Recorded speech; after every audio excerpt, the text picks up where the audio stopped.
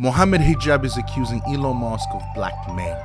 According to Mohamed Hijab, a close friend of Elon told Hijab that if he doesn't stop attacking Elon, then Elon is going to frame him for a crime he did not commit. You would have known that last week I made a video about Elon Musk, where I went quite personal about his family life and repudiated his claims, bogus claims about so-called Muslim grooming gangs, Asian grooming gangs, etc. Repudiated them quite heavily from a sociological perspective. Okay, so what have we learned so far? We learned that he made a video attacking Elon Musk personally, and by personally I mean his family, which doesn't seem like something a respectful, honest and honorable man would do, in my opinion, to attack a man's family like that. We learned that according to Hijab, to use his words, he repudiated his claims, bogus claims about so-called Muslim grooming gangs, Asian grooming gangs, and etc. Then he goes on to say that he repudiated them quite heavily from a sociological perspective. Sociological perspective. This is language that only Hijab understands. Only Hijab knows what he means by that. Are there Muslim gangs where Pakistani men are a majority and are targeting white girls to grape them and torture them? The answer is yes, they are. This is an undeniable, objective, proven fact. Go read the inquiries on these grooming, graping gangs. Inquiries like the Casey Inquiry, Telford Inquiry, the Jay Inquiry in 2014, the Greater Manchester Report. I mean, the evidence is too much. Recently, I have received a threat through someone who knows Elon Musk very well, who is in contact with Elon Musk, documented public contact with Elon Musk. And that threat was essentially a blackmail. Yes, you heard it right. I was blackmailed that if I do not stop attacking Elon Musk, that I will be framed for a crime I did not commit. Okay. Hold on. So let me get this right. So he's received a threat from a person that knows Elon Musk personally. And this person said to Mohamed Hijab that Elon Musk is threatening him, Mohamed Hijab that is, and the nature of this threat is blackmail. And the blackmail is that if Mohamed Hijab does not stop attacking Elon, then Mohamed Hijab will be framed for a crime he did not commit. Really? So Elon Musk is planning to frame Mohamed Hijab for a crime he did not commit? Wow. Wow. If this is true, then whatever Mohamed Hijab was saying and is saying when attacking Elon Musk, it must be really bothering Elon Musk. It must really be keeping Elon Musk awake at night. It must really be making Elon Musk uncomfortable. Whatever Hijab is saying to Elon Musk must be some new information that no one has heard before. So what is this information?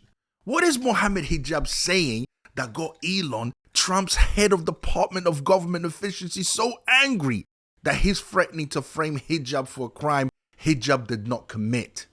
Well, from what I've seen, Mohamed Hijab is accusing Elon's father of incest and insinuating that he is a groomer because he had a child with his stepdaughter. And he's also defending the Muslim Pakistani grooming graping gangs by claiming that there are more white people that abuse children than Pakistani men.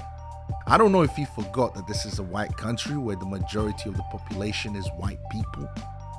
Maybe he forgot, who knows? This individual who has a very unusual and atypical family history, whose father was engaged in incestuous behavior with his stepdaughter, in fact. And his stepdaughter, people will not know this, Elon Musk, and this is on the record, the Business Insider has an entire article on this, actually raised his stepdaughter from the age of 4 years old. Now he's talking about grooming gangs, and now I just wonder whether Elon Musk himself has witnessed any grooming on the side of his father. Yes, on the side of his father, who has been potentially doing things. We need to ask those questions. We don't know what he's been doing. The claim is that Asians and or Muslims and or Pakistanis are overrepresented in grooming cases. So I took a look myself at some of the reports which are most comprehensive, which detail the scope, the scale, the ethnicity, the demography of those grooming cases. And I came across the Home Office report, I came across the CSA report, and there was one that was actually produced in 2024. The latest one, obviously, it was looking at 2022 to 2023. And lo and behold, page 38 of the report, what I look at is the disproportionality, yes, of white people in the committing and perpetrating of these crimes. Because it's 83% white people in the country at the time, and 88% of the crimes, almost 6,000 instances of this crime, were committed by whites. Okay, first, I don't see how bringing up Elon's father marrying his stepdaughter is relevant to this. Okay, that's the first. Second, hijab can't possibly be that bothered when the incest rate in the Pakistani population is over 50%. And we are not talking about stepdaughters here either. We're talking about blood relatives. I think it's so disgusting personally, but nevertheless, it's a fact. And him bringing this up is irrelevant. On the second video, he's doing the whataboutism dance. Muslims seem to do this a lot when they are exposed. Instead of holding themselves accountable and condemning the actions of their own people, they point fingers at everyone else as if that makes it all right. You know what?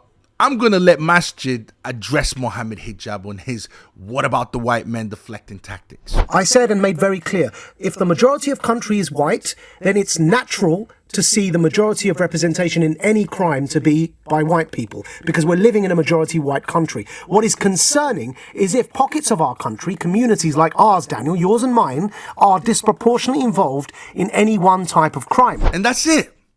This is what Mohamed Hijab was attacking Elon Musk with. This is it. This is the information Mohamed Hijab is claiming is so revealing, is so important that Elon Musk felt the need to threaten him. This is the information Hijab felt was getting under Elon Musk's skin. So much so that Elon threatened him. How does anyone take this guy seriously? I don't know. Do you know what makes this entire situation that Mohamed Hijab created out of thin air even more bizarre? Is the fact that Elon Musk never interacted with him ever. Elon Musk never spoke to him, never said two words to him, in spite of Hijab's endless attempts to get his attention. So why is Hijab doing this? Who knows? Attention, status, popularity, desperation, no one knows. We can make educated guesses, but none of us really know. My guess, I think Mohamed Hijab was trying to change the attention, the focus on the grooming gang scandal to a narrative where Muslims are the victims and are the ones who are really in danger. And Mohamed Hijab's strategy was to get Elon to interact with him by responding to his so-called attacks on Twitter. And I don't think it was a bad tactic either, when you consider the fact that Elon Musk is so powerful that all it took was a few tweets from him to get the UK government and country in an uproar. Did Elon fall for it? Of course not. So what's the solution? Don't do what I did and react to this joker. Reacting to him is a distraction, guys. Okay? Hijab's sole purpose, in my opinion, is to steer people's attention away from this high-profile case in order to take the attention away from Islam. Hijab doesn't like the fact that the secular, atheist, ex-British Christian population are starting to catch on to the fact that the reason why those rapists did what they did was because of what the Quran teaches. When you take into account the fact that pedophilia, child marriage is allowed in Islam, and combine it with how Muslims are instructed to treat non-Muslims, the kuffars, the unbelievers, well, according to Islam, polytheists are to be killed and Christians and Jews are to be turned into second-class citizens and pay a slave tax. And then add to the fact that Islam allows sexual slaves, you can see why these guys thought it was okay to do these unspeakable evil things to these white girls.